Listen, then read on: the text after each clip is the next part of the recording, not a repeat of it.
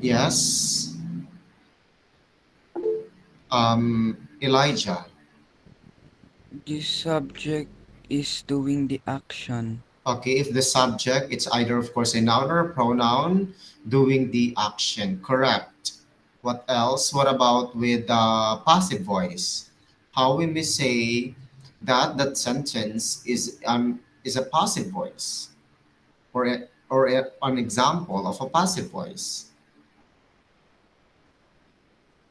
If the subject is doing the action, of course, that is an active. What about with the passive? Anyone? It is only a review. Kurt. Oh, yes, yes, Rochelle. Subject receives an action.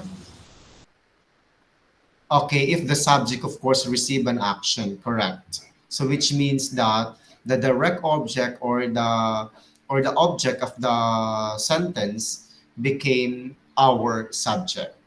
So what is the pattern of a subject? What I mean, what is the pattern of an active voice? Subject plus what? Verb. Subject, Yes, chain. verb, Subject plus verb plus object po. Okay, very good. For example, Mr. Zamora teaches the lesson. Subject is Mr. Zamora. Teaches, of course, the verb because that is the action done by Mr. Zamora. And then what what am I teaching? That is, of course, the lesson. That is the object. Okay, subject plus the verb plus the object. Okay, what about with the passive voice? What is the pattern of the passive voice? In the other hand, aside from Shane, yes, Elijah. receiver plus past particle plus doer It of is the not action. particle. It's past participle. Okay, Participle. correct. That is the direct object or the receiver of the action, the object plus the past participle or the linking verb is, are, was, and where, plus the past participle plus the subject. That is the passive voice. So I hope that you perfectly understand what we've learned or what we've discussed from the previous lesson. Okay, now I want you to please be mindful on on the screen and also of course to the things that you have to watch. Okay, please, this is the example of a reading activity that you have submitted. Can you see it? Yes, sir. Yes, Yes sir. po, sir.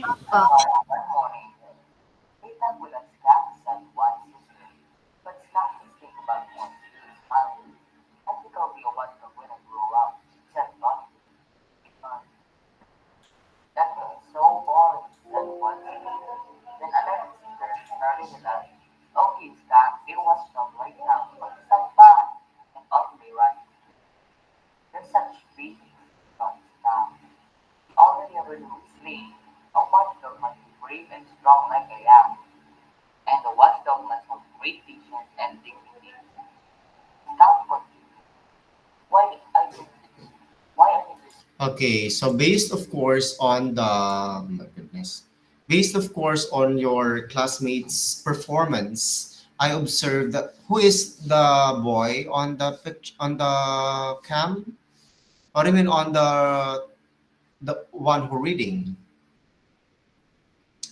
Is that your classmate, right?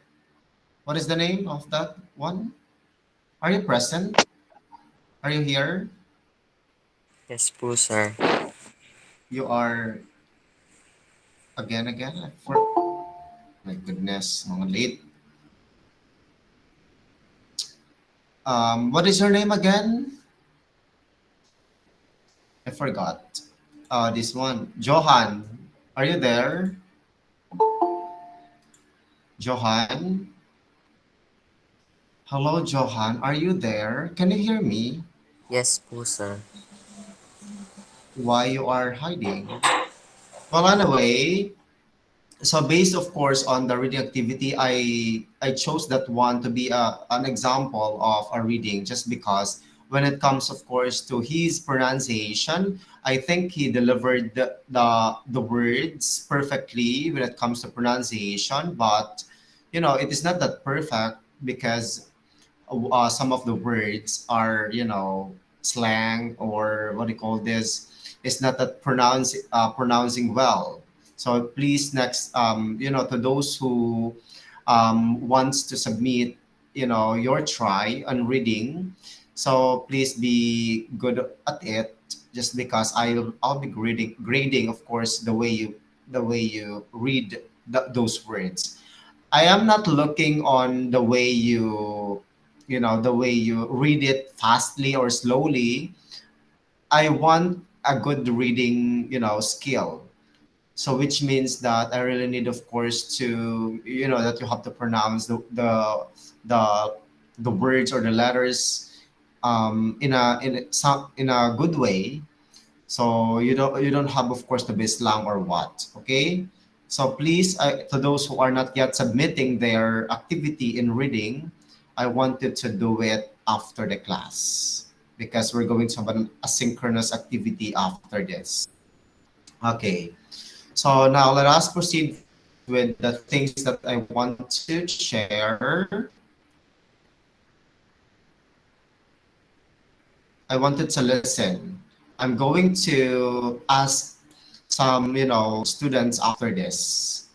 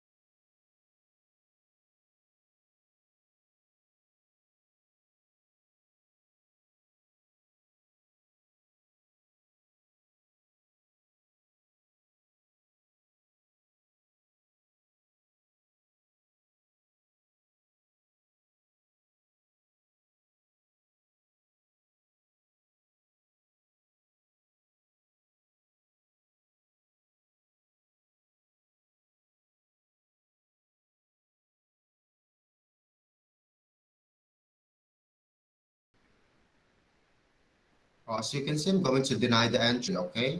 Hindi ko na sa, I'm not going to let them in on my class if you are late. Well, anyway, I'd like you to comment based, of course, on the things that I presented on the video. Anyone? What are the things that you have observed on the video? Anak, kung dami pumapasok, bahala kayo dyan. Hindi ko kayo papasukin. 15 minutes nang late. Yes? Anyone? Yes, Elijah? I want you to turn on, please. I really want to be familiar with your faces. Or how many times that I have to tell you? Pakisabi sa GC, wag na mag-attempt na pumasok. Hindi ko pa papasukin. Elijah, please. Act of kindness, sir. Okay, act of kindness. And why do you say so? Or how do you say so? Um, kindness, yes, it is of course the first statement there. It's all about kindness. Would you like to tell about kindness? Yes, Mary?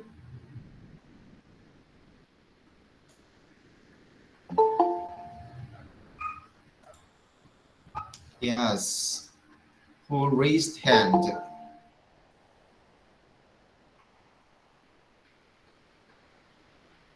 Po. Oh, who are you? Please raise hand, please.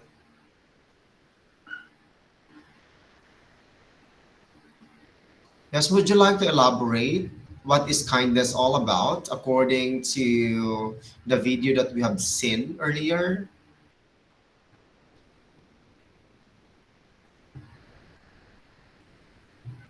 Anyone? Cameras are on and off.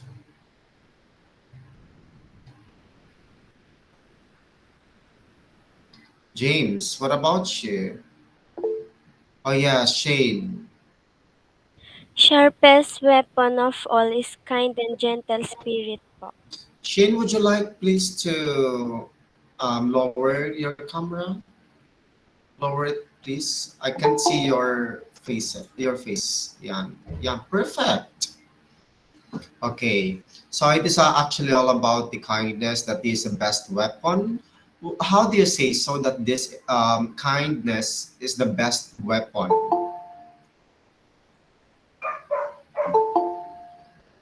Hmm.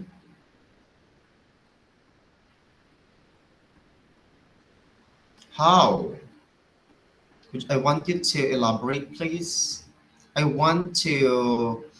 I wanted to have at the end of the school year, an oral skills, an oral communication skills.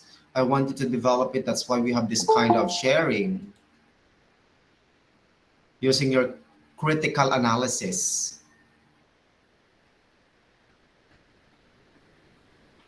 How do you say so that this is the best weapon according to, yes, Ken? Kindness is being friendly. Where are you, Ken? Okay, okay, hold on. Yes, Ken? Kindness is being friendly. Kindness is something like that you have to be friendly. Okay, thank you so much. What else? If you are friendly, you're a friendly person, of course, which means that you are kind just because you're open to all. Even we have even you are even if that person is an opposite gender, so religion opposite or whatsoever that you are not belong on his or her religion, so which means that you are open for being a friend. So that is of course being kind. I think that is the best weapon. Just because, as you can see nowadays, a lot of choosy people. When I say choosy people, they are actually very, not that arrogant or picky when it comes, having a friend. People used to say that I don't like to be his or her friend, just because He or she is poor, he or she is a dark one, he has a kinky hair or whatsoever. So being friendly to, to everyone, I think it shows that you are a kind person. What else? What else? Yes, glittering, Ashley. Is to Ashley. act kind so others will take it as inspiration and the kindness will spread like a virus. Okay, being kind, of course, to others, most especially in this time of pandemic, which means that if you isolate yourself, not totally isolate, huh? So you avoid or you lessen,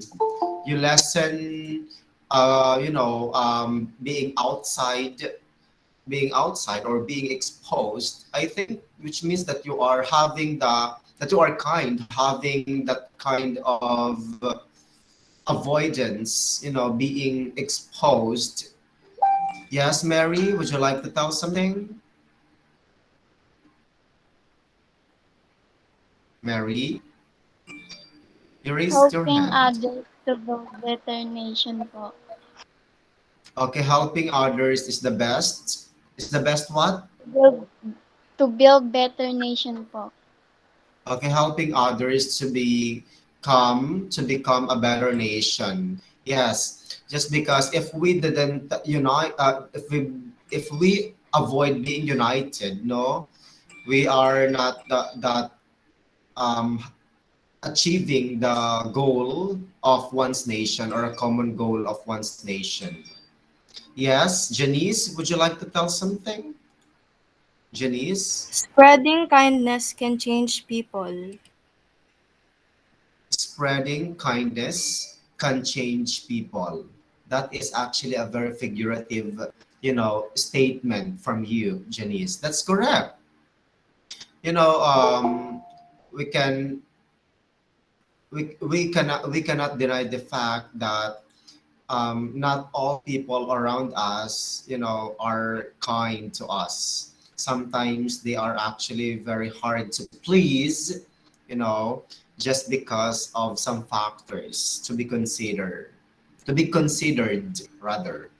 So that is why, of course, as a person, we have to be good all the times.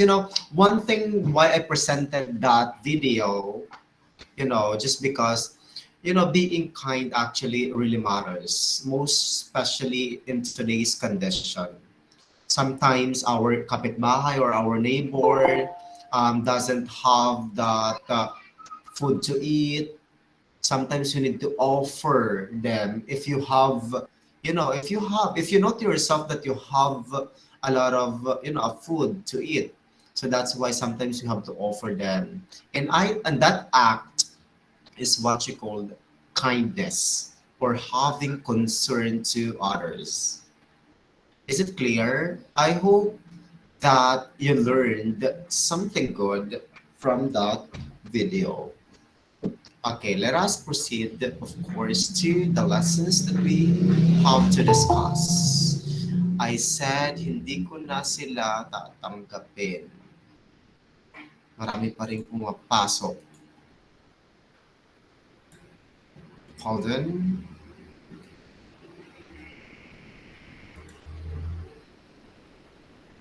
Okay. So presenting, of course, our week four lesson. It actually talks about the past and perfect tenses.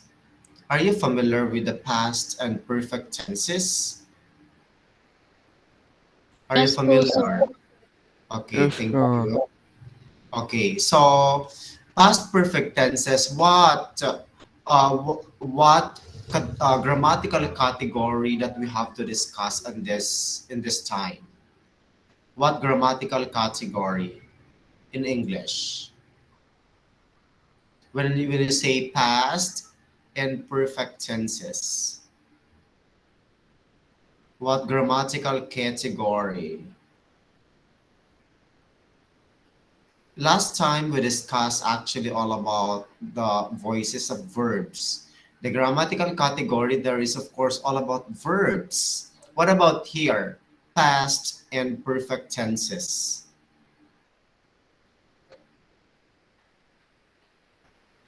Verb pa rin po yan. Pag sinabing past and perfect tenses. We are talking about tenses. When you say tense, what does it mean in English? When you say tense, yes, Mary? Times po. Yes. When you say tense or tenses, what does it mean? It's all about time po. Okay, all about the time or condition. Pag sinabing tense in English, actually, that is a grammar word, tense. We are actually talking about a time where the verb or the action completed. When the time or action completed. Let's say if it is present in the current condition, we may say it was happened from the past, or maybe you are planning to do that action in the future. That is what you call a tense or a time. Any question about the tense? That is the etymology of that word. Ang dami pa rin late. Do you have any problem, Johan? Johan, do you have any problem? No po, sir. Why you are not, you know,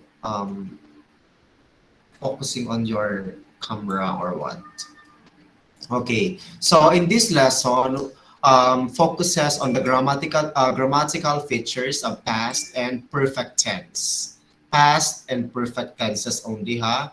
This lesson highlights the clear distinctions, or it is, we say distinction, the separation between the two and how they interact in forming clear and coherent sentences.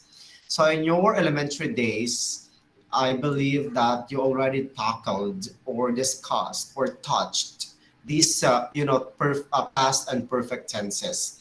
So we're going, of course, to level up on this time how we may recognize or how we may form or construct a sentence using a past and perfect tenses. Okay, but before that, I wanted to have our own um, description or own understanding about the past tense of these words. So, is my presentation clear to you? Yes po, sir. Okay. So let us, it is actually a learning task or a learning activity or a task on your e-module. The e-module, I gave it already or submitted on your GC.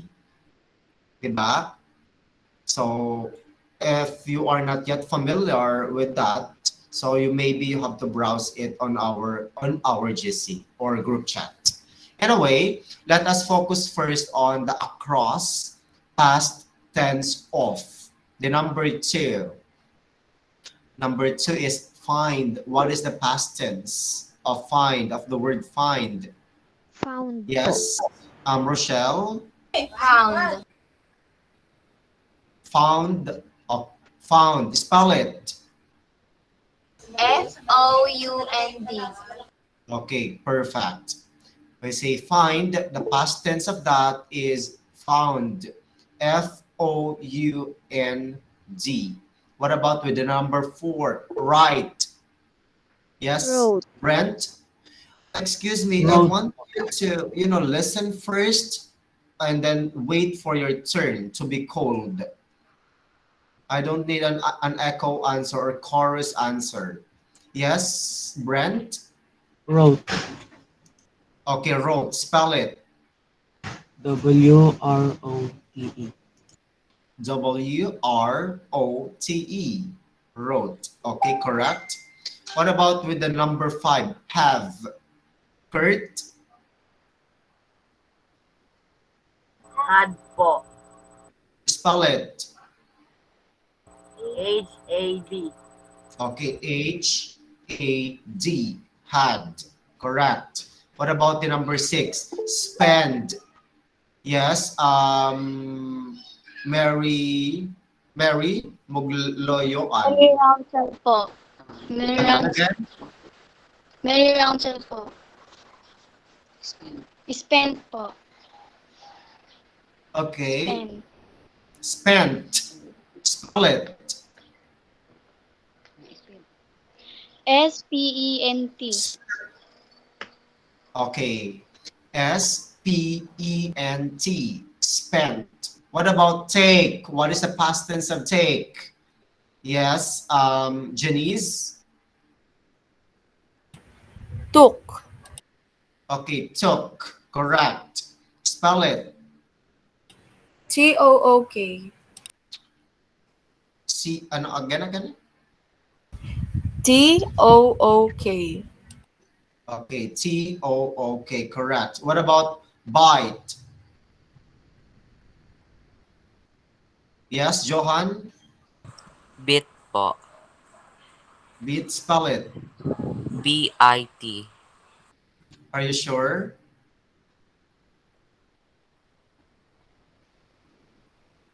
Okay, thank you. What about become? Yes, Eloisa. No. I already. Any other what? Elijah. Became, sir. Became. Spell it. Became. Correct. What about with number 16? Meet.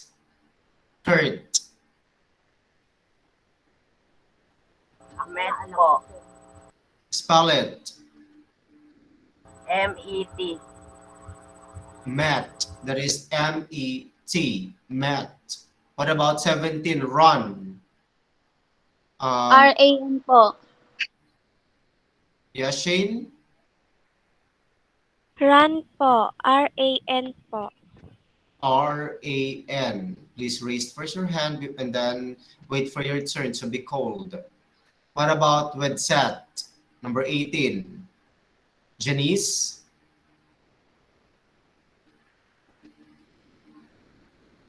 Sir, nakataas po pala yung ano ko. Hindi ko po Yeah, napansin. exactly. Nakikita ko dito. Lower it. Oh, nilower ko na. What about with the number 18? Brent? Set po. Spell it. S-E-T. Okay, correct. Set. S-E-T. Same with the past tense. What about with the past tense of rice? Number 1. Irish. Rose po. Spell it. R-O-S-E. Okay, correct. R-O-S-E. It is not actually a noun or a flower of rose. It is rose, which means that you have to wake up, something like that. Okay, number 2, feel. Any other hand? Madami tayo dito. Yes, Mary? F-E-L-T po. F-E-L-T. Felt. How do you pronounce it? Felt, correct. Felt. Okay, next. Number 3 is do. Timothy. Again. Do is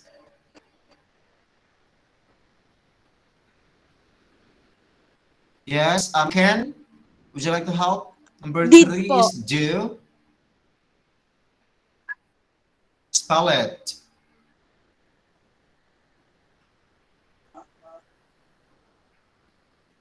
Spell it. Ken, hello. D-I-D. Okay, did. D-I-D. Correct. What about number 4? B. Yes.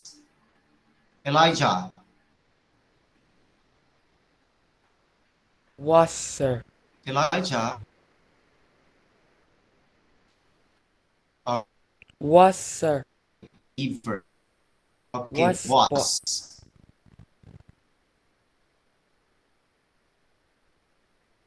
What about, okay, what about number 5? Okay, that's correct, that's correct. Okay, what about the number 5? Hit, rent. What Yes, na anong Irish? number po, sir?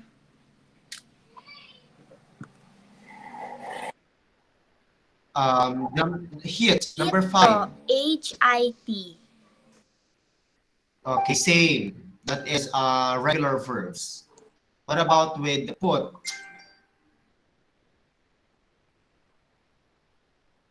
What about with that word number 7? Put. Yes.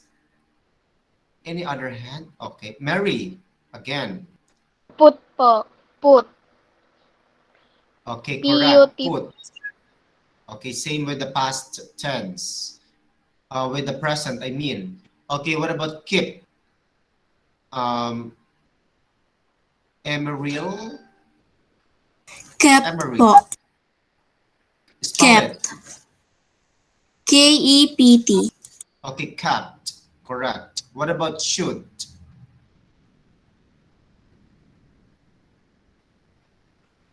Yes, Jared. Shot, sir. Spell it. Shot.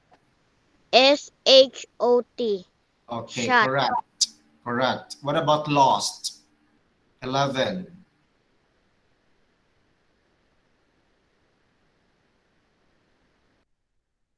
Yes.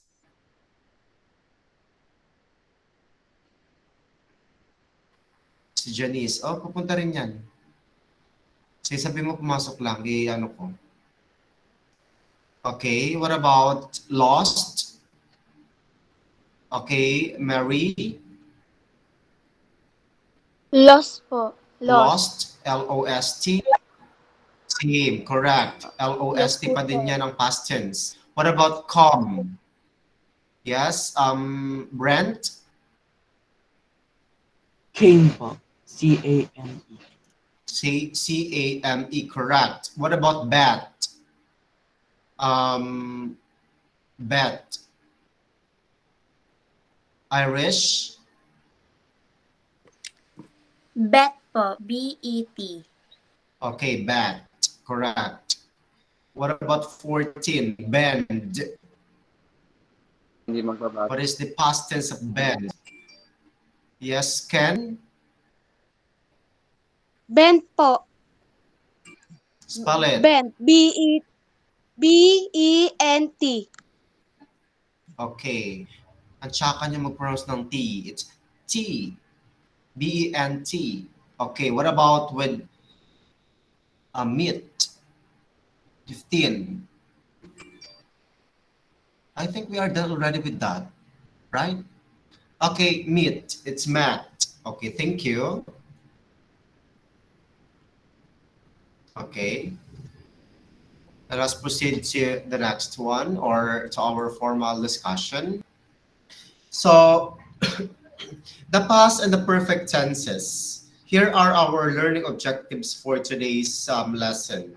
The first one is indicate past actions using past and past participle, past tense or past perfect tense of the verb. Second one, use the past and past perfect tenses correctly in varied context. Third, show understanding of the past and the past perfect tenses. So those are our expected outcome.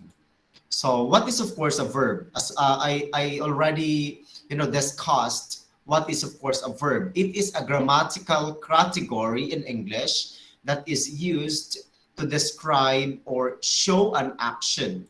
So if the noun tells something, of course, a person or name of a person, place, things, events, and ideas, here the verb is, it shows actually the action.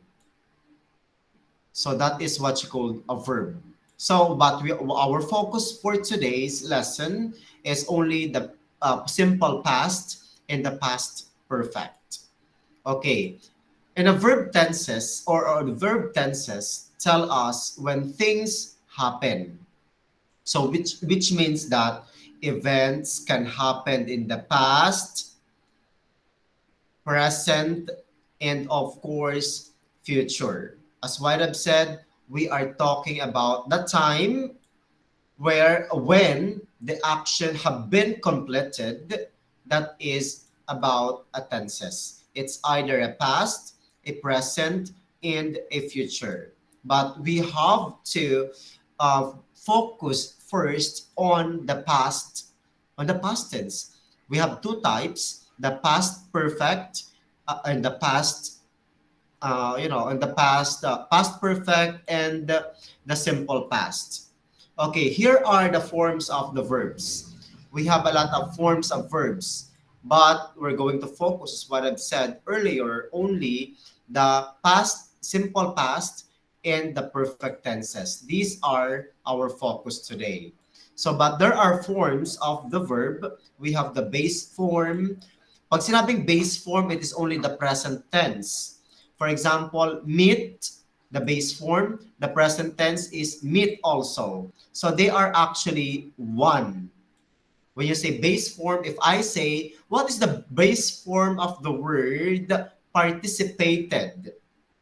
So the base form is what is the present form of the word participated. So syempre, participate. And then the past participle, what we have learned from forming or informing, informing the passive voice. Those are, we say past participles, those are verbs that ends with ed, t, n, and en. For example, the word is what do you call this? The um, talked, for example, talked. So that is the past participle. What is the present or the base form is, of course, talk. Past tense is talked with ed, and the past participle also talked with ed. And then the t, for example, let, the past participle is let. Parehas lang ng base, the past, and the past participle. And then, for example, the word is ends with n. For example, what? Or en. Lent. Yung mga ganon. The en is, for example, what? What are the verbs that that ends with en? What are the verbs that ends with en in the past participle? Based, of course, on our activity here that we encountered. Ha. N or en. Of course, we have the run, diba? Run. Yes, Shane? Yung run po, Okay, correct. So those are, of course, the past participles. Okay. And informing also of when you say the simple tenses. So there are markers. So when I was in the high school, I always consider this thinking. Actually, there are markers. So here, what we have to distinguish today is the simple past and the past perfect tenses. Okay, when you say simple past tense of the verb, anyone who wants to read the that I highlighted? Yes, Mary? Sir, lahat po. The things that I highlighted, only this part. Simple past tense of the verb is used to express an action that happened and ended in the Happened. past. Ended. Ended in the Again, past. next, for For regular verbs, past tense verbs end with d or ed. ED. Ed. Okay. Okay, as you can see on our, on the screen, a simple past tense of the verb is used to express an action that happened and ended in the past. So that is, of course, it changed with, it ends with D or ED. For example, the word is talk. Of course, with ED, talked, or with D. That is, of course, a very easy to distinguish or to identify. Okay, while the irregular, what are those irregular verbs? We may change it in spelling, changing or retaining their spelling. For example, speak. Speak. Do you think we can say that speak with ed, the verb or the past tense? Huh? So when you say irregular verbs, these are words that we need to change or to retain their spelling. For example, as what I've said, the word is speak. So that is the base form or the present tense. What is the past tense? Spoken. Diba? And then also, of course, the past tense is for spoken. The past participle is spoken. The that is the past participle, but the past tense here is spoke. We change it in spelling. Here, speak, spoke, spoken. So this one is we need to use it for informing a passive voice, but here in the past tense is only spoke. Any question? Or when you say retain, what does it mean? No need to change. Those are the words ends with T. For example, let, let, let. So the present is let, the past is let, the past participle is let. That's it. Burst, burst. The word is burst. Burst with is S. So hindi yan nagbabago. We just retain it. That is what you call an irregular verbs. Kaya nga irregular. The root word is ear, which means that it is not constant or hindi siya nagbabago. It never changed.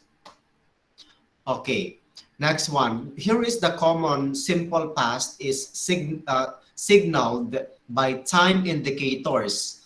What are those time indicators?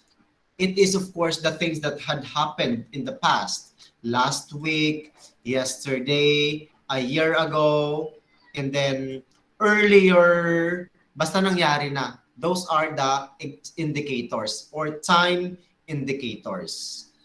Okay, here are the examples. Please read the first example.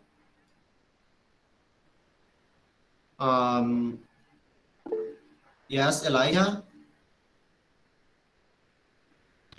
Victoria and Hilario visited their grandparents yesterday. Okay. How we may say that the verb here or the action. Okay, let me know first. What is the action being used on number one? Visit, sir. Yes, Janice? Visited. Visited. We are talking about past. Okay, visited. Okay, who did the action? Who visited? Yes. Ashley? Victoria and Hilario. Okay, we have compound subject, Victoria and Hilario. And then the action that they did, or yeah, that is visited. So it is present or past? Visited. Yes, Janice? Past. Okay, past tense. From the word, of course, with ed, past tense. What is the time indicator used on this example? Any other hand, please? Yes, Kurt? Yesterday po. Okay, yesterday. As you can see in the past, in the simple past, we have time indicators. That is, of course, completed already from the past. The word is yesterday. That they visited already yesterday. Their grandparents visited by Victoria and Hilario. Any question on the first example? Yes, Mary, you want to add something? No, sir. None, not no. Okay, number two. Number two, please read JC, Angela Monog. Yes. Adoration and Mauro bought grocery items last Saturday. Okay, Adoration and Mauro bought grocery items. Who did the action? Yes, Elijah. Adoration and Mauro. Okay, what they did, what action that they completed? Yes, get the ring. Bought grocery items. Action only, not an object. Bought po, sir. Bought. Bought. What is the present tense of bought?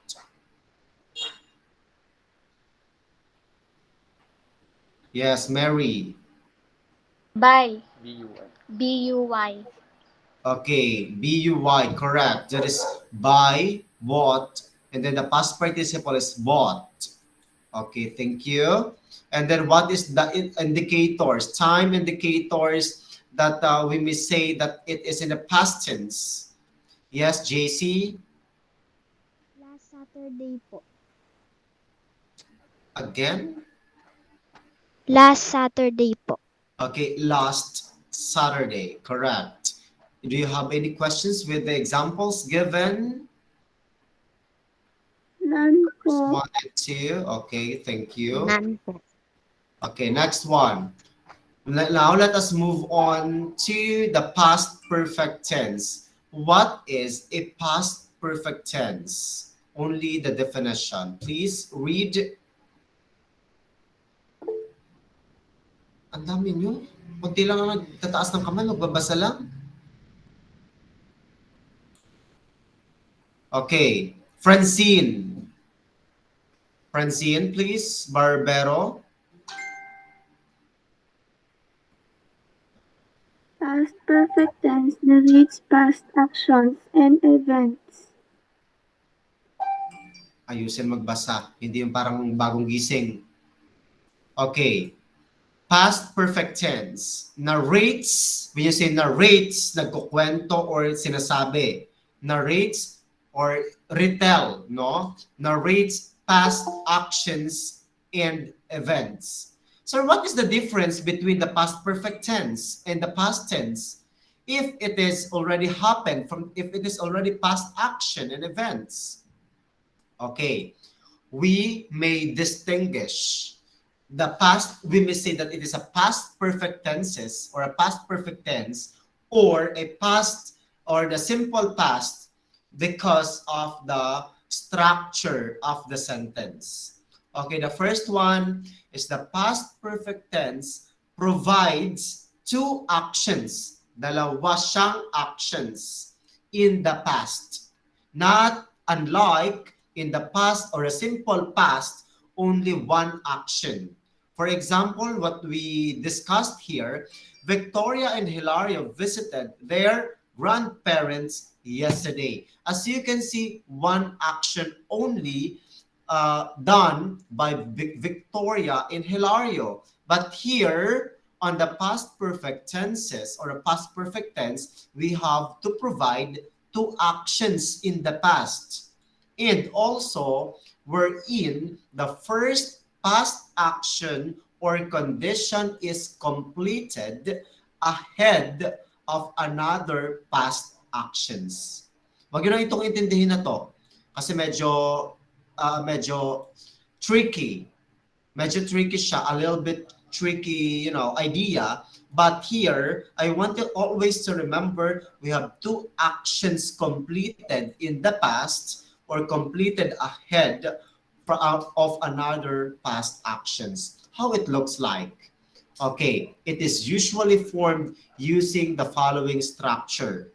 So here is an ordinary form. Here. So which means that an ordinary form is had, may makikita tayong had plus the past participle of the verb. That is an ordinary form. But when it comes to the two actions, sir, ano rin po ba yon? Yung pag sinabing continuous form, past po ba, past perfect din po ba yan? Yes, past perfect po din yan. Kung gagamit tayo ng the word had been plus the verb ends with ing. So ano ba pagkakaiba nito? Pag sinabing past participle, these are the words ends with ed, b, n, and en. Yung sinabi ko kanina as what I've mentioned earlier. Naintindihan? Okay. When you say continuous form, the word had been plus the verb with ing. For example, the verb is speak. Ano ba ang continuous form niyan? Lalagyan lang po natin ng ing. Speaking. Pwede din po ba yan gawin natin, masasabi din po ba natin yan na past participle?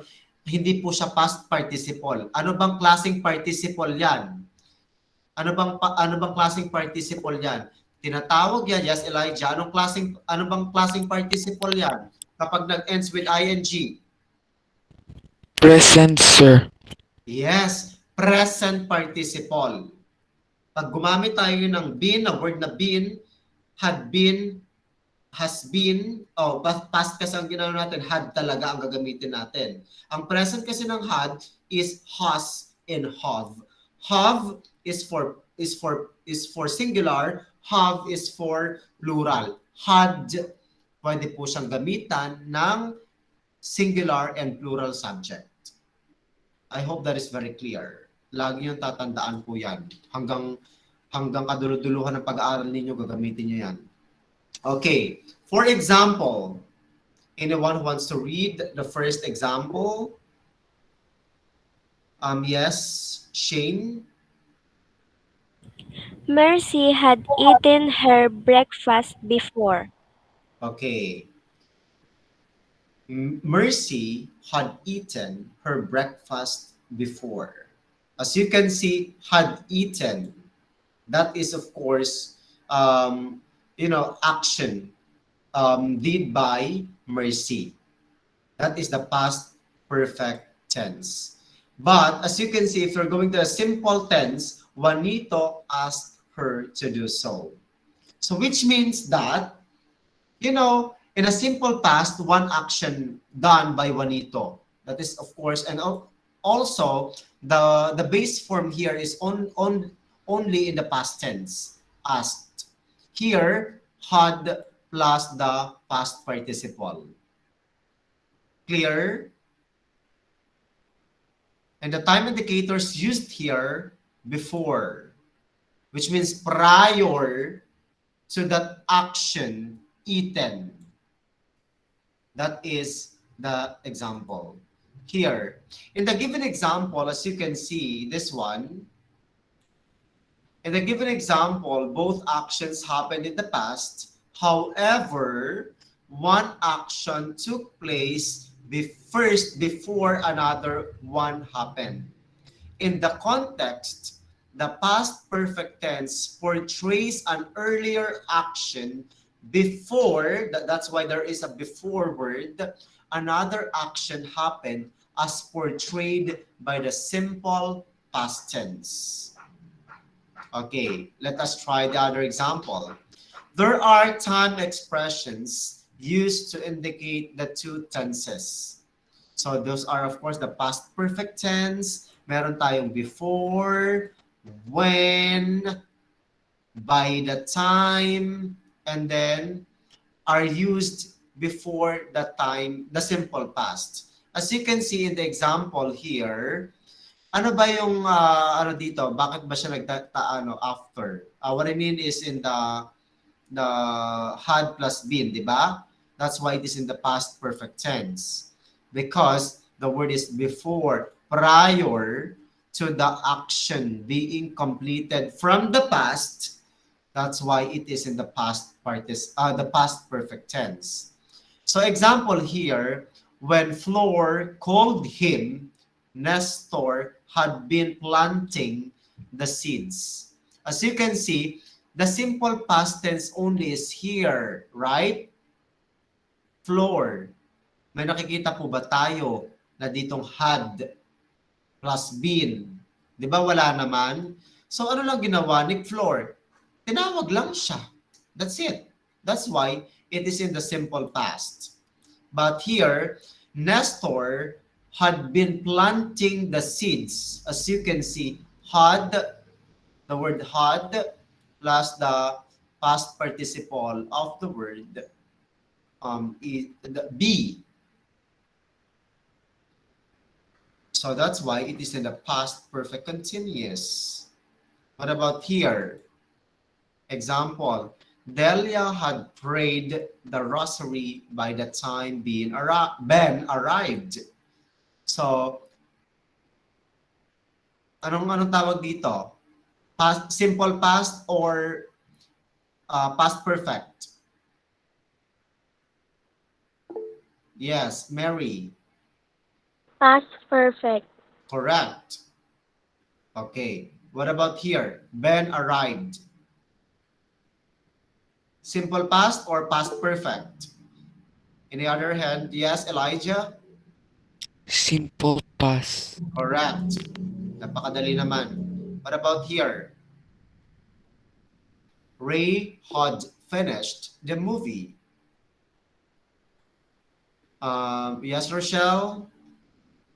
Past perfect. Okay, that is a past perfect. Correct. What about with the next, before Susan told him to sleep? Susan, before. No. Okay, Susan told him to sleep. Yes, Shane? Simple past tense po. Okay, correct. No need further explanation. Okay, examples number 3. After Stella had finished the dress. Yes, get the ring. Perfect past. Okay, correct. Francis sold the item. Jared, Balderrama. Francis sold the item. Jared. Wala kasi mga camera itong mga to eh. Hindi ko alam kung nandiyan eh. Baka tulog pa dyan. Sir, ano po ulit? From the given example, if after Stella had finished the dress is in a past perfect, what about Francis sold the item? It is past perfect or simple past? Jared, Simple past po, sir. I want you to be attentive, okay? Hindi nakanganga lang sa monitor. The time is now, okay? What about in the number 5? As soon as Gina and Dodong had arrived their license, they started driving their own car. Please, I want you to say where is, or to tell where is the simple or a sentence or a clause that shows simple past action.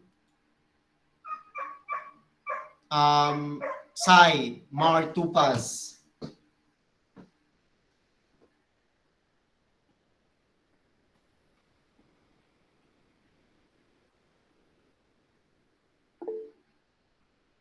I am asking you, Sai, Mar, Tupas, if you are still alive and kicking.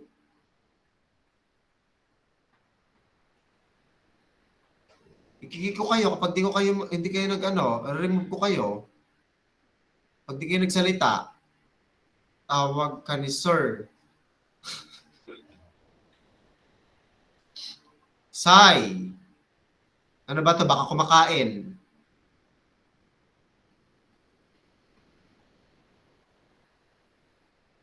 Sai, are you there?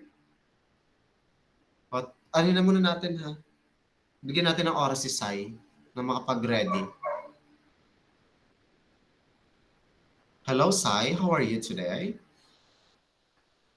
Am I talking to a live person or dead or alive? Lag. Whatever. Ganyan naman ang mga nakikita ko sa TikTok. Mga kunwaring lag. Okay. Any volunteer, please? Raise your hand. Yes. Kurt. As soon as po. What I mean is a simple past, where is a clause or a sentence that indicates a simple past action. Kurt, saan po dyan?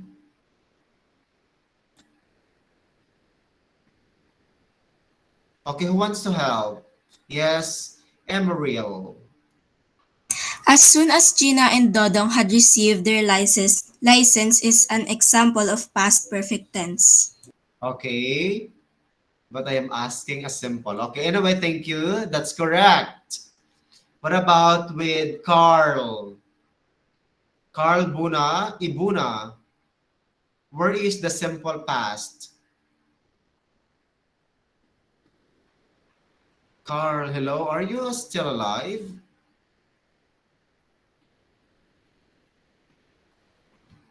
Carl. O, patay na rin ata.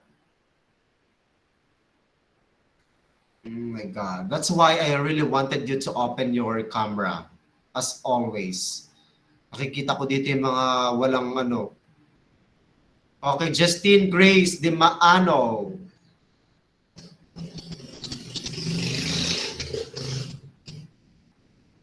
Justine, are you still there? Dapat kung hindi kayo nagpa-participate dito, nag-modular na lang kayo.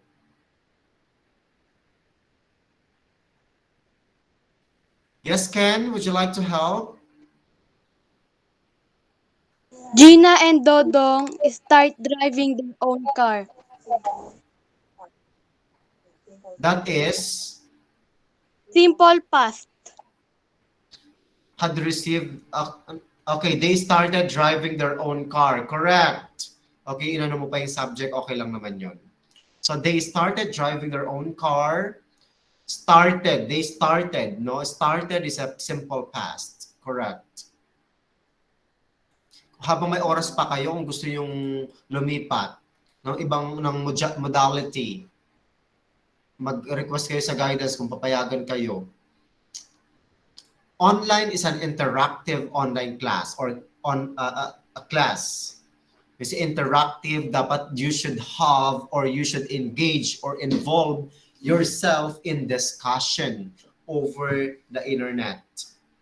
Okay, anyway, the next one. Yes, sino Macleon? Tingnan mo, ngayon lang mag-ano? No, hindi ko kayo papasukin. Bahala kayo sa buhay nyo. Alam niyo yung oras niyo. Okay, let us proceed first with the learning task number 2. Learning task number 2, please.